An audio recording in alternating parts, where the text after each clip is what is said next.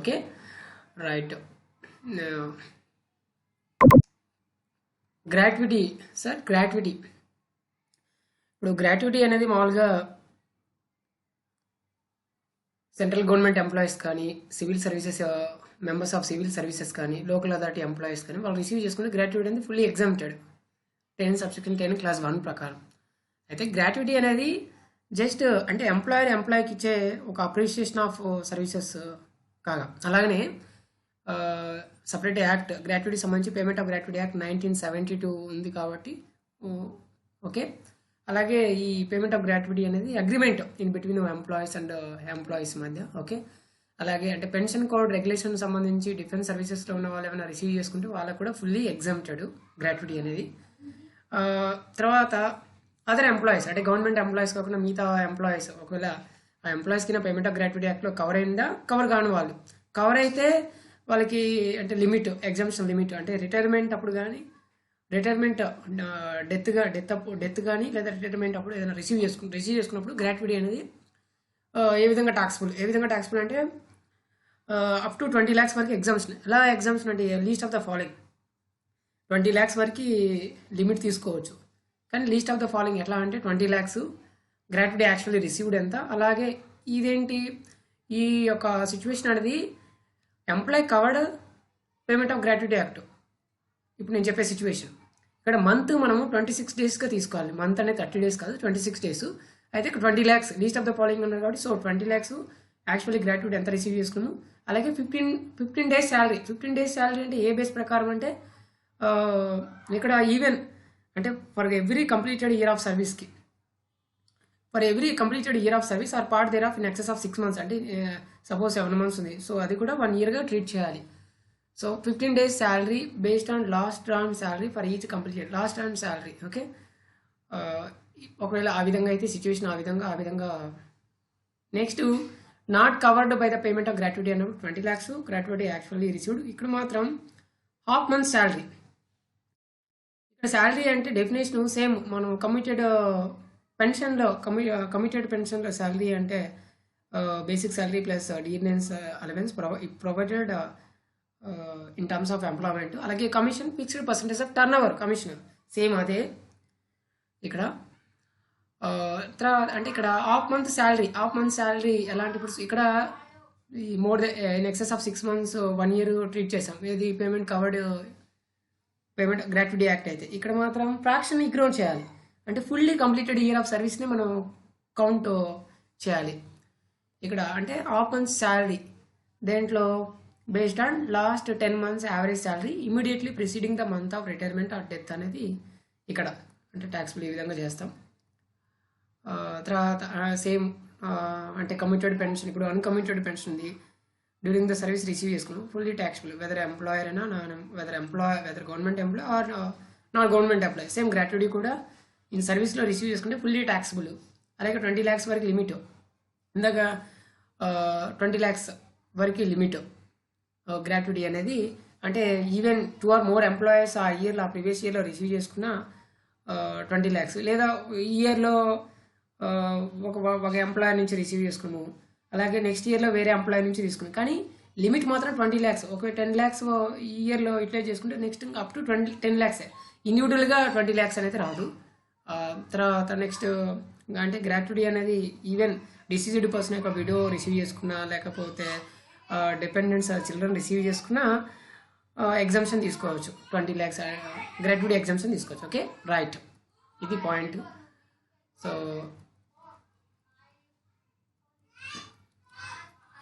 Next ఇక్కడ problem is a private sector employee covered by the payment of gratuity act. So gratuity act so 15 days salary అంటే 15/26 into వేస్తాం. ఇక్కడ next not covered so half months salary అంటే average of 10 months immediately. So ఇప్పుడు మన calculation ఎలా ఉంటుంది మరి, not covered అన్నప్పుడు 1 minute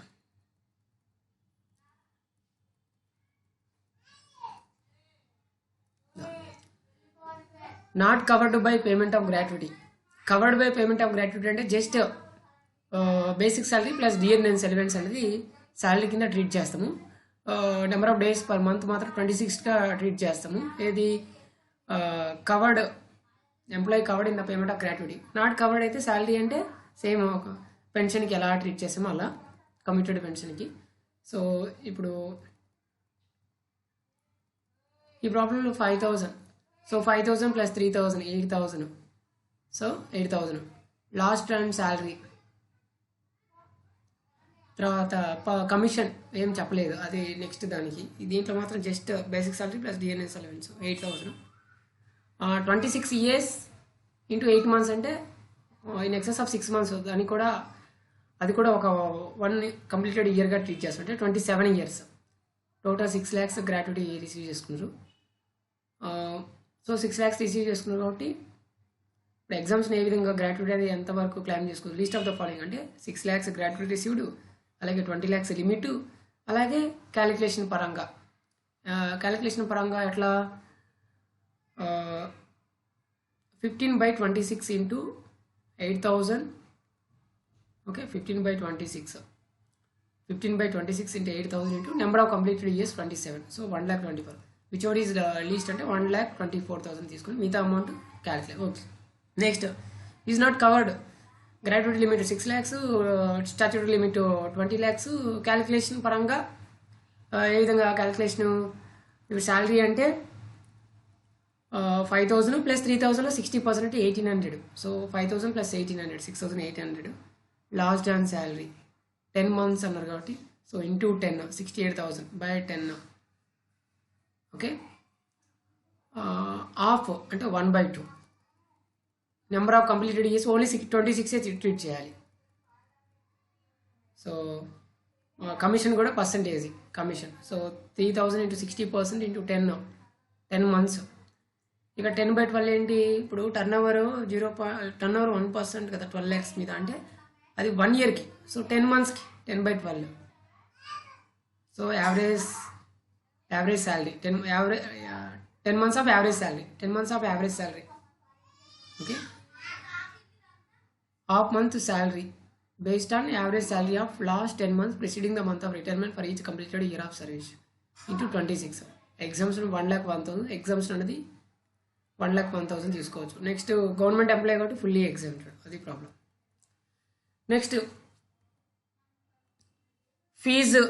fee commission perquisite or profits India of fee కానీ కమిషన్ కానీ పర్క్విజిట్ కానీ అంటే కమిషన్ కానీ fixed percentage of turn over. ఎంప్లాయీకి పేమెంట్ అనేది ఫీజు రూపంలో కానీ కమిషన్ రూపంలో పే చేసినా ఫుల్లీ ట్యాక్సబుల్. ఓకే, తర్వాత లీవ్ శాలరీ లీవ్ ఎన్కాష్మెంట్. అంటే ఇప్పుడు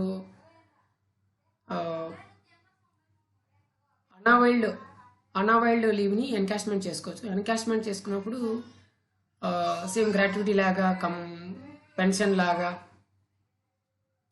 లిమిట్ని బట్టి. సో ఇక్కడ లీవ్ శాలరీ 3 lakhs గవర్నమెంట్, ఇక్కడ only government employee, not government employee.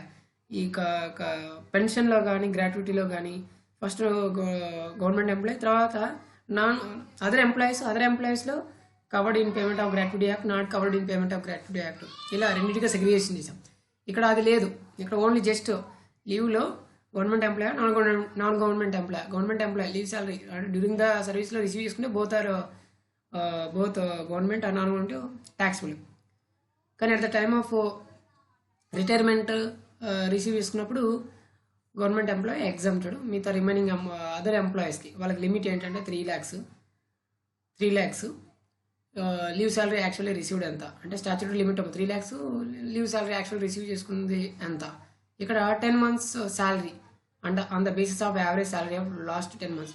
ఈ యావరేజ్ శాలరీ అంటే శాలరీ మేబీ అంటే 10 monthsలో ఎంప్లాయర్ ఇంక్రీజ్ చేయొచ్చు, డిక్రీజ్ చేయొచ్చు, అంటే స్కేల్ని బట్టి కదా. అందుకని డిఫరెంట్ పారామీటర్స్ బేస్ చేసుకుని, అందుకని on the basis of average salary of last 10 months అనేది 10 months శాలరీ. అలాగే క్యాష్ ఈక్వివాలెంట్ అంటే ఇప్పుడు సో ఎవ్రీ ఇయర్కి 30 leaves కన్నా ఎక్సీడ్ కాకూడదు యాక్ట్ ప్రకారం. సో ఎవ్రీ ఇయర్కి 30 leaves ఇస్తారు.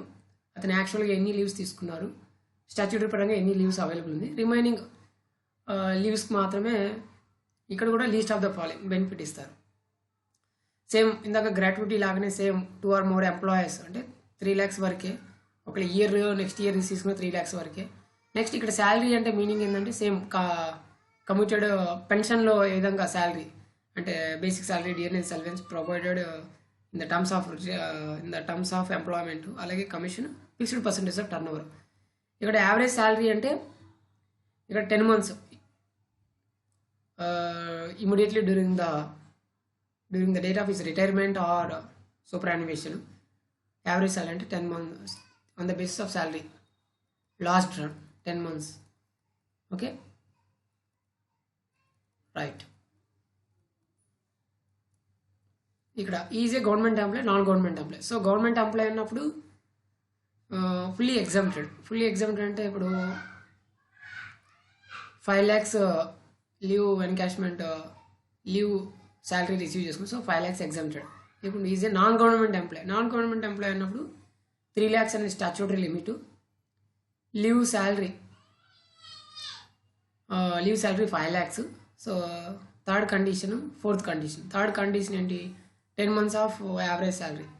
So 10 months of average salary అన్నప్పుడు 1,000 was increased with effect from 1st April 2019. అంటే 5,000 per month బేసిక్ శాలరీ ఉంది. 1,000 అనేది 1st April నుంచి ఇంక్రీజ్ అయింది. 1st April 2019 నుంచి 1st December 2019 అతను రిటైర్ అయ్యారు. అంటే ఆ మంత్కి బిఫోర్ అంటే 10 months February, March, April, May, June, July, August, September, October, November. So February నుంచి నవంబర్ వరకు.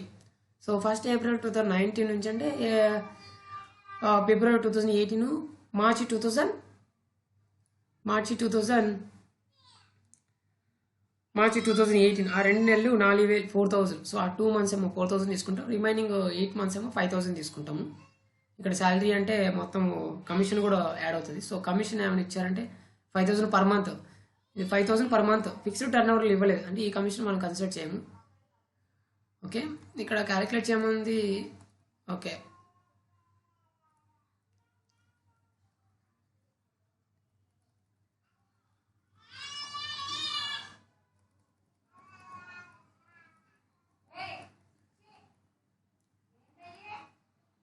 Okay is next dearness allowance 3,000 into 60% అంటే 1,800.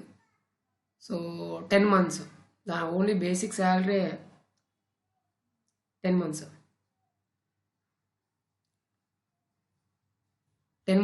So 1,800 plus amount by 10. Okay, 10 months of average salary అంటే month wise calculate చేస్తాం. Month wise వస్తుంది. Next condition, 4th condition, actually leave taken 480 days. Actually available leaves 20 years 10 months. So fraction అనేది మనము ignore చేస్తాము. So 20 into 30 days అంటే 600. So 120 days avoid. For 30 daysకి ఎంత అంటే for 30 daysకి month wise for 30 daysకి ఇందాక మనము క్యాలిక్యులేషన్ యావరేజ్ శాలరీ మంత్ది. సో 120 daysకి ఎట్లా అని చేసి ఇప్పుడు లీస్ట్ ఆఫ్ ద ఫాలోయింగ్ అనేది ఎగ్జామ్స్ తీసుకుంటాం అంతే. సో ఇక్కడ leave salary received 5 lakhs, statutory limit 3 lakhs. So salary of 5,000 into 8. So by 10 months into 10 months 66,000 అనేది అది 10 months. సో 1 monthకి అయితే 6,600. సో 26,400 క్యాలిక్యులేషన్ పరంగా 5 lakhsలో 26,400 ఇస్తే మిగతాది ట్యాక్సిబుల్ లీవ్ శాలరీ అనేది leave salary. Right, next provident ఫండ్లో టైప్స్ ఆఫ్ ప్రావిడెంట్ ఫండ్ ఏంటంటే substantial benefits ఎంప్లాయ్కి ఇచ్చే ఒక scheme. Okay, at the time of retirement ఇక్కడ ప్రావిడెంట్ ఫండ్కి ఎంప్లాయీ కాంట్రిబ్యూషన్ చేస్తాడు, అలాగే ఎంప్లాయీ కాంట్రిబ్యూషన్ చేసిన దానికి ఇంట్రెస్ట్ జనరేట్ అవుతుంది, అలాగే ఎంప్లాయర్కి ఇంట్రెస్ట్ జనరేట్ అవుతుంది. మరి ఇక్కడ అంటే ఎంప్లాయర్ తన మనీని తన ప్యాకెట్లో నుంచి అవుట్ ఆఫ్ హిస్ ప్యాకెట్లో నుంచి అమౌంట్ అనేది పే చేస్తున్నాడు. తర్వాత టైప్స్ ఆఫ్ ప్రావిడెంట్ ఫండ్స్ అనేవి recognise provident fund, unrecognised provident fund, statutory provident fund, public provident fund. ఇక్కడ మొత్తం 4 types ఆఫ్ ప్రావిడెంట్ ఫండ్స్ ఉన్నాయి. రికగ్నైజ్డ్ ప్రావిడెంట్ ఫండ్, అలాగే రికగ్నైజ్ ప్రావిడెంట్ అనేది commissioner of income tax act ప్రకారం recognise అయ్యే ఫండ్ని recognise provident fund అంటాం. ఓకే, అన్రికగ్నైజ్ ప్రావిడెంట్ ఫండ్ అంటే ఇది not recognised by commissioner of income tax. Statutory provident fund అంటే యాక్ట్ ప్రకారం provident fund act 1925 it applies అంటే ఇది ఎంప్లాయీస్ ఆఫ్ గవర్నమెంట్, అలాగే railways, semi government institution, local body అంటే గవర్నమెంట్కి అప్లై అయ్యే provident fund statutory provident. Public provident అంటే employee on his own, employee pay చేసుకునే అమౌంట్ అది. ఓకే, ఈ పబ్లిక్ ప్రావిడెంట్ ఫండ్కి అంటే minimum 500 rupees, maximum 1,50,000. So 80C కింద డిడక్షన్ 1,50,000 వరకు డిడక్షన్ తీసుకోవచ్చు. ఓకే, ఇక్కడ ట్యాక్స్ ట్రీట్మెంట్ పరంగా అయితే ఎట్లా, ఏ విధంగా అంటే ఇప్పుడు ఎంప్లాయీస్ కాంట్రిబ్యూషన్ రికగ్నైజ్ ఇప్పుడు స్టాట్యూటరీ ప్రావిడెంట్ ఫండ్ అయితే ఫుల్లీ ఎగ్జామ్డ్. ఎంప్లాయీస్ కాంట్రిబ్యూషన్ అయినా అలాగే దాని మీద జనరేట్ అయ్యే ఇంట్రెస్ట్, కానీ ఎంప్లాయీస్ కాంట్రిబ్యూషన్ డిడక్షన్ క్లెయిమ్ చేసుకోవచ్చు, eligible for deduction under section 80C. అదే అన్రికగ్నైజ్ ప్రావిడెంట్ ఫండ్ అయితే ఎంప్లాయీస్ కాంట్రిబ్యూషన్ అనేది not taxable yearly. Employees contribution అంటే నాట్ ట్యాక్సిబుల్ ఇయర్లీ అంటే ఎప్పుడైతే రిసీవ్ చేసుకుంటామో అప్పుడు ట్యాక్సిబుల్ అని, లంసమ్ అమౌంట్ రిసీవ్ చేసుకుంటే ట్యాక్సిబుల్.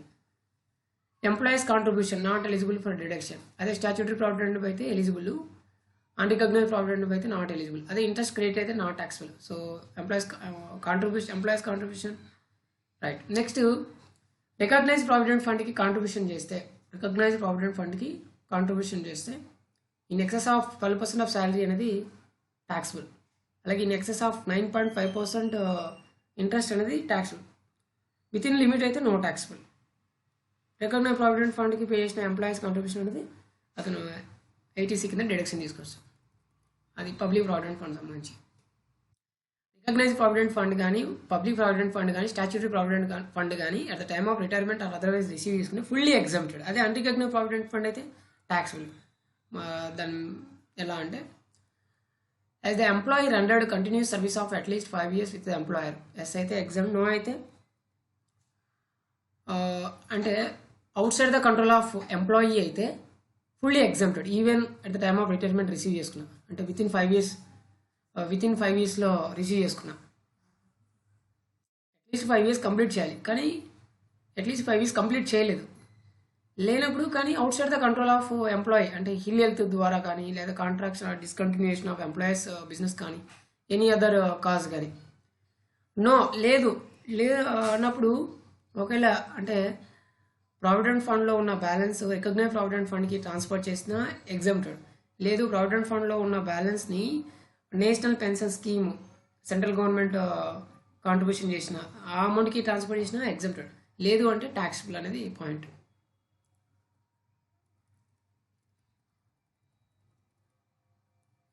ఇప్పుడు will your answer be different if the fund mentioned above was a recognise provident fund. ఇందాక మన ఇప్పుడు సపోజ్ 1 minute సారీ యా ఇక్కడ what is the taxable portion of amount received from the unrecognised provident fund in the hands of mister J for the assessment year. అది requirement. మరి unrecognised provident fund ఎంత receive, మొత్తం 6 lakhs receive చేసుకున్నాం. 6 lakhsలో unrecognised provident fund సంబంధించి employees contribution అతను unrecognised ప్రావిడెంట్కి అది taxable కాదు. అలాగే ఇంట్రెస్ట్ ఎంప్లాయీస్ కాంట్రిబ్యూషన్ సంబంధించి ఇంట్రెస్ట్, సో ఆ 2 అమౌంట్లు ట్యాక్సిబుల్ కాదు. ఎంప్లాయీస్ కాంట్రిబ్యూషన్ కానీ ఎంప్లాయీస్ ఇంట్రెస్ట్ కానీ ట్యాక్సిబుల్. సో 2,70,000 అనేది ట్యాక్సిబుల్. 6 lakhsలో 3,30,000 తీసేస్తే 2,70,000 అనేది ట్యాక్సిబుల్ అన్రికగ్నైజ్ ప్రావిడెంట్ ఫండ్ కింద. ఇక్కడ అడిగింది అన్రికగ్నైజ్ ప్రొవిజన్ అన్న కాబట్టి సో 2,70,000 ట్యాక్సిబుల్ అంటే రిక్వైర్మెంట్ అది. తర్వాత 2,70,000 ఎంప్లాయీస్ కాంట్రిబ్యూషన్ టు అంటే ఇక్కడ unrecognised provident fund employees contribution is not taxable. కానీ interest and employees contribution income from other source కింద ట్యాక్సిబుల్ అవుతుంది. Employees contribution and interest 2 taxable. So 2,20,000 అలాగే 50,000 మొత్తం 2,70,000 ఇన్కమ్ ఫ్రమ్ శాలరీ కింద. అలాగే ఈ 60,000 ఎంప్లాయీస్ కాంట్రిబ్యూషన్ ఇంట్రెస్ట్ మాత్రం 60,000 income from others. Total income taxable income అంటే 3,30,000. అదేనది పాయింట్. తర్వాత next, since the employee is not eligible for a deduction under section 80C for contribution to unrecognized provident fund at the time of such contribution, the employee share received from the unrecognized provident fund is not taxable at the time of withdrawal, as this amount has already been taxed as his salary. మామూలుగా అయితే recognise provident ఫండ్కి కానీ, public provident fund కానీ, అలాగే ఈ statutory provident fund కానీ eighty C కింద deduction claim చేసుకోవచ్చు. కానీ అన్రికగ్నైజ్ ప్రావిడెంట్ ఫండ్ పే చేసింది ఏటీసీ కింద డిడక్షన్ రాదు. రానప్పుడు అది పార్ట్ ఆఫ్ శాలరీ కింద ట్రీట్ చేస్తారు. సో ఆల్రెడీ ట్యాక్సిబుల్ కాబట్టి మళ్ళీ అగైన్ ట్యాక్సిబుల్ చేయరని పాయింట్. ఓకే, అదే రికగ్నైజ్ ప్రావిడెంట్ ఫండ్ అంటే at the time of retirement recognise provident fund నుంచి కానీ, పబ్లిక్ ప్రావిడెంట్ ఫండ్ నుంచి కానీ, స్టాట్యూటరీ ప్రావిడెంట్ ఫండ్ నుంచి కానీ ఫుల్లీ ఎగ్జామ్టెడ్. అది 9th illustration. Next, since the fund is a recognised one and the maturity is taking place after a service of 25 years అంటే 5 years. Okay, the entire amount received on the maturity of a recognized provident fund will be fully exempt from tax. Next, 10th illustration. ఇక్కడ మనల్ని అడిగింది gross salary. So gross salary అడిగారు. Next ఇక్కడ point, gratuity 25,000 అంటే ఇది at the time of service అన్నప్పుడు fully taxable 25,000. So turn over, commission, basic salary, డిఎన్ఎన్ salary. So ఇక్కడ is own contribution to in the recognised provident fund. So eighty C కింద deduction claim చేసుకోవచ్చు. Employee recognised provident fund 20,000. Employees contribution to recognised provident fund in excess of 12% of salary. Interest accrued in excess of 9.5% of salary. So 13%, 30 అంటే 1 lakh, 9.9500. So 13,000 minus 9,500 remaining balance interest అనేది part of salary కింద treat చేస్తాం. అలాగే employees contribution 20% of in excess of 12% of salary. Salary అంటే ఇక్కడ commission, DNN allowance 50% for retirement benefits కాబట్టి provident fund. So 8,000 into 50 అంటే 4,000. So 10,000 plus 4,000 14,000 into 12 months. అలాగే commission 5,000. So 5,000 total amount. Okay, into 12% of salary, అంతవరకు limit. Remaining excess amount taxable అవుతుంది. అలాగే interest మిగతా అంతా. గ్రాస్ శాలరీ క్యాలిక్యులేట్ చేసేటప్పుడు just DNN allowance 50% అది only for the purpose of provident fund recognise. Gross salary మాత్రం DNN allowance 8,000 per month అనేది add అవుతుంది. So DNN allowance 8,000 12 basic salary. Okay, next commission on percentage, bonus, gratuity, everything is. Employees contribution eighty C కింద deduction కాబట్టి employees contribution recognise provident fund is not taxable. It is eligible for deduction under section 80C కాబట్టి gross salary కింద taxable కాదు. Next, employees contribution. So 50%, 96,000, 5,000. So 12% అది. Okay, next, contribution made by the central government or any other employer in the previous year to the account of an employee under a pension scheme. Pension scheme, NPS, employees contribution to NPS part of salary కింద treat చేస్తాం. అలాగే ETCCD deduction chapter 6 డిడక్షన్లో point, అక్కడ deduction claim చేసుకోవచ్చు. ETCCD కింద central government contribute అంటే Indian సిటిజన్కి contribute చేసిన amount part of salary కింద treat చేస్తాం. డిడక్షన్ క్లెయిమ్ చేసుకోవచ్చు ETCCD సెక్షన్ కింద చాప్టర్ 6 డిడక్షన్. ఇది point, right? Thank you sir.